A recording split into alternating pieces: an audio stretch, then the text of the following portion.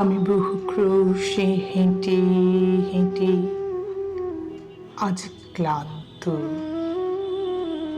বহু মাস বছর যুগ হেঁটেছি, শুধু হেঁটেছি। হাঁটার পথগুলো কাঁটায় ভরা ছিল, কখনো মসৃণ ছিল না। একটা কাঁটা উপড়ে ফেললে আরেকটা কাঁটা বিদ্ধ।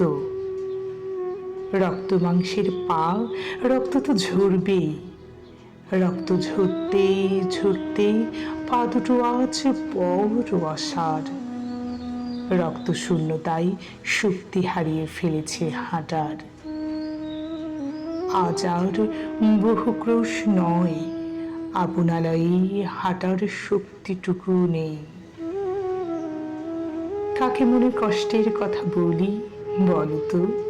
নিজের সাজানো লাল গোলাপের কাঁটায় যদি রক্ত ঝরে, কোন আদালতে নালিশ জানাবো তবে?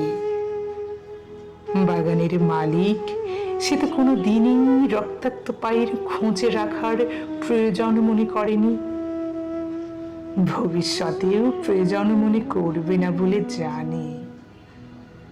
পারলে গুটি কয়েক কাঁটা পায়ে বিধিয়ে দেওয়ার চেষ্টা করবে স্বেচ্ছায়। স্বার্থপর গোলাপগুলোকে আরো সুযোগ দিতে চাই না। গতিপথটা পাল্টে ফেলানো আজ অনিবার্য হয়ে পড়েছে। তা না হলে হয়তোবা চিরনিদ্রায় শায়িত হতে হবে কাঁটা ভরা রক্তাক্ত পথে।